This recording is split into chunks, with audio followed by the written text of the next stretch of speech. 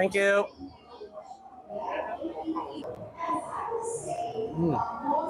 Okay, so today I am at the Malaysian Auto Show, coming here for a look. Now, I'm only here for a couple of hours, so I won't have time to go on any deep walk around or review of the cars. Hey, hi, cars here. But what I want to share with you in this quick video is a general look of this show, and I want to tell you my first half an hour walking here, I'm actually impressed with what I'm seeing.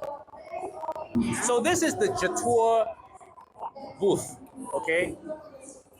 Look, so you have this space here for people to sit down, and you have that second level pavilion up there. That's the MG booth over there. This here is the GWN booth. Look at this, okay? This is GWM. Look at this once again. There is the upper level pavilion there. Right over there, the other side, that is Cherry. Also with a two-level booth. So now, in my 15-year career reviewing cars, I've had the privilege of having attended a few international motor shows. I've been to Paris, I've been to Tokyo, I've been to a few Bangkok motor shows. And of course, in the past, we always say that Malaysia punya motor show cannot match the global ones lah. Cannot. This one here, I would say, is the one that has thus far come the closest. Let me flip the camera again. This is the Cherry booth. Look at the way it is set up. Two levels and ample space between the cars. When the Malaysian Auto Show first came up, it was a bit of a joke. It's like just a gathering of cars in a hall. The whole purpose is selling cars. But they have went at it. They have kept refining the formula. And today, there are quite a number of cars that are new cars launched in the market. Like you see Pro Duo here is showing that little EV racer and also giving us a preview of their next electric powered vehicle right here. This is the foundations of Pro Duo's EV. So what I'm saying is that this Malaysian Auto Show, it's better than what I expected. Flip the camera again and let you soak in the atmosphere. There is more effort put in by all the various distributors, the various exhibitors that were not present in previous settings. Now, I would go as far as say that from what I've seen in this hall, this is at the very least, on par with the Thai Motor Expo. And the Thai Expo, I can tell you, I've been to a few of them, they are good. So, well done to the organizing team of the Malaysian Auto Show. Okay, so here, this is Hall A1, right? Yes, we have Smart, that's Wuling over there, Ford, Tesla, Mitsubishi, Mazda. See, this is Mercedes, a relatively small size booth here. This is Toyota. So in this hall, the exhibitors, okay, took on a relatively smaller size booths. Down here, this is where you walk out to all the test drive booths. Down there are all the cars available for you to test drive. And now I'm going to check out the next hall. So this hall, compared to the one that I visited earlier, is the slightly less prominent type of booth. You notice that these are the more modestly set up booths. There's no double decker layout, it's all single level. The floor space also is smaller. Let's go and look at the next hall. Right, so right here at this center space is where they have all the launch events happening. So you can see all the chairs laid there, and there's a stage behind there. Now this is something that I did not experience in the previous Malaysian auto shows. This is something normal in overseas motor shows, but previously this was not available. Moving from hall to hall, they've actually laid out this shaded path. Last time, in the previous motor shows, you actually have to walk under the sun, under open air to go from hall to hall. In today's one, you've got a shaded path here. So more exhibits. Now, of course, in the competing KL Motor Show, with a much longer history, that one in PWTC, yes, also there's shaded path walking from hall to hall, all right? But here, this one here in MIPES, this is the first time I'm seeing it, experiencing it with the shaded path. Here, in the last hall. So, last week I was at the Malaysian Auto Show, as you saw from the earlier footages, and well, my impression of it, firstly, is that the quality of the show has improved, has come a long way from the first one, all right, when I think it was 2018 or 2019, when it was nothing more than a glorified sales carnival. Today, brands have, you can see, takes the show more seriously. There are some brands that launch cars in the show. There are some that even turn up with double-story booths, okay? JQ, for example, had a stage which can support the weight of a car. Now, all these kind of setups are expensive because you need to build a strong enough structure to take the extra weight. These don't come cheap. And when car brands are ready to spend this kind of money, it's a sign that they are taking the show seriously. They're taking the market seriously. Okay. The show itself, I would say that the overall organization of the show, from an observer standpoint, I have no complaints. Right. I remember that day when I arrived, I parked my car. There was a free shuttle helping me to cover the long walk from my car to the hall. And when I was in there, the overall process of it, buying tickets and all that looked well organized. Crowd control looked well organized.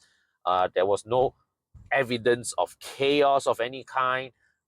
I do understand that there was a bit of a power mishap on the first day, on the media day, but nothing that seemed to affect the buzz and energy of the event. All right. Yeah. So overall, it looked to me at that point in time a well-organized event.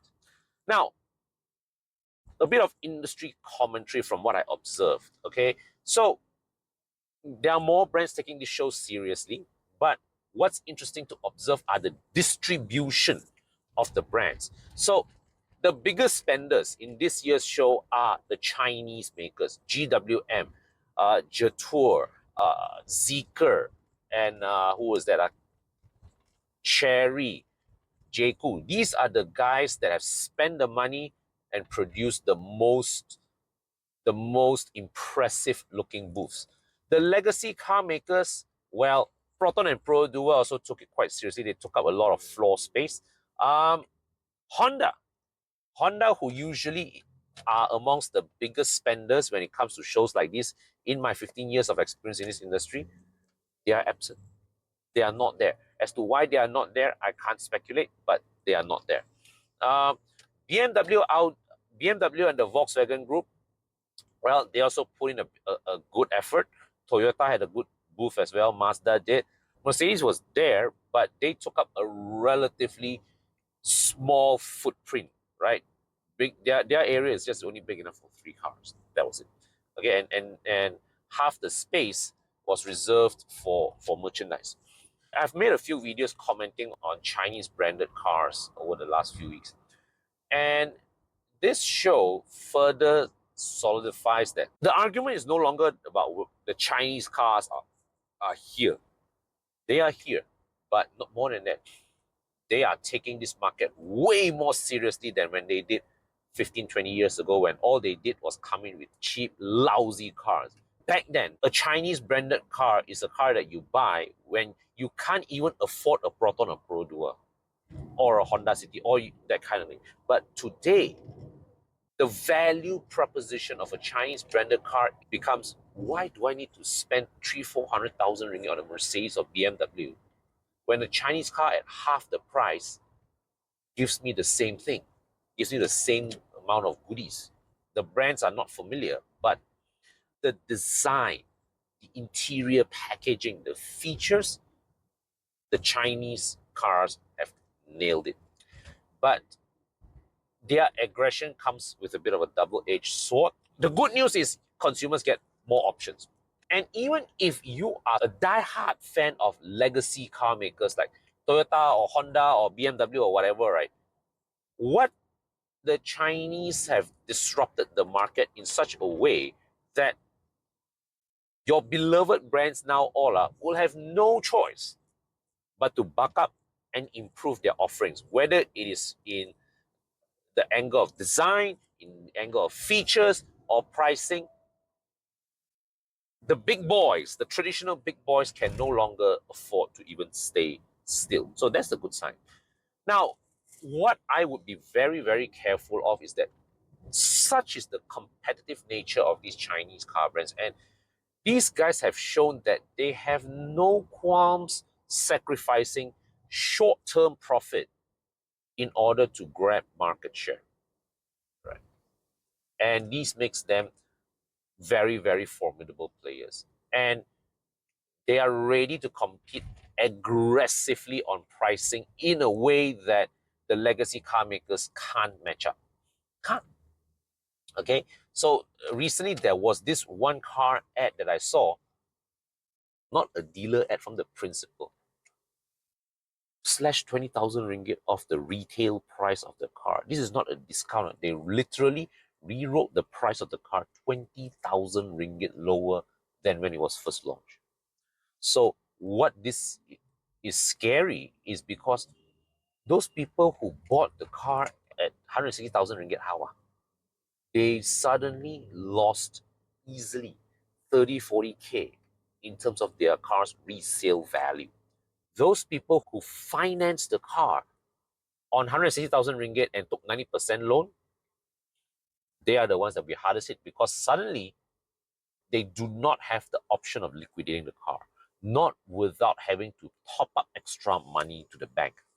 So what I want to be clear is that one of the most important lessons that I learned is that, number one, I am not discouraging you from buying a Chinese branded car because, as I've said in many times before, objectively, I have nothing really to actively tell you to red flag against buying a Chinese branded car. From what I see, design-wise, features-wise, price-wise, very, very good packages. There are people who comment about their long-term durability, but I can't comment on that. I can't comment on that because these cars are just here for too short a time frame for us to have conclusive evidence. But let's just assume that these cars are durable. If they are not, we will have to re-examine this equation later. But assuming that these cars are durable and usable long term, what this still means for me is this. If, let's just say that you're looking at a Chinese branded car at 120,000 ringgit, and 120,000 ringgit is the max of your budget, you are not in the position to get a Chinese branded car because you need to be very sure that this brand is not a brand that randomly throws price, randomly gives discounts. Now, I do know for a fact that there are some brands who don't discount aggressively, but there are some who do. So you need to do your homework. You need to do your due diligence. If it's a brand that if you walk into the showroom, right, without asking the salesman straight away give 10,000 ringgit discount, you actually have got to be careful before buying. These are cars that you can buy. You can totally buy. If, let's say like for a price of 120,000 ringgit, your actual budget was 180, 200,000 ringgit, and then this car at 120,000 ringgit offers me the same kind of features, looks nicer some more. Then you are okay, right, to go ahead and buy. But if this car is at the very limit of your financial affordability, you have got to be a bit more careful because you don't know when the car maker will throw price, which means that if the resale value takes a massive hit, we don't know if you have the ability to take care of that. All right. So that is what I would say. The only caveat that I have when it comes to buying a Chinese branded car, it's not that I'm discouraging you to buy, but these are not the cars to buy purely because they are cheap. Buy it because you're buying based on the value proposition and on the fact that you actually can afford at least 1.5 to double the price of the car. So let me know in the comment section below. Have you visited the Malaysian Auto Show? If yes, do share with me your feedback in the comment section below. And also let me know what are your thoughts when it comes to buying a Chinese car, or if you have experienced actually bought a Chinese car and maybe even later resold it. Let me know your experience with regards to its resale value. And lastly, of course, if you've got a car to sell, but the last offer you received was too low, fill in the form in the description section below, and my team will be in touch where we can help you sell the car on your behalf on a consignment basis for just a small fee that will allow you to get more money back from selling your car. All right. So until my next video, take care, stay safe, and I'll see you soon.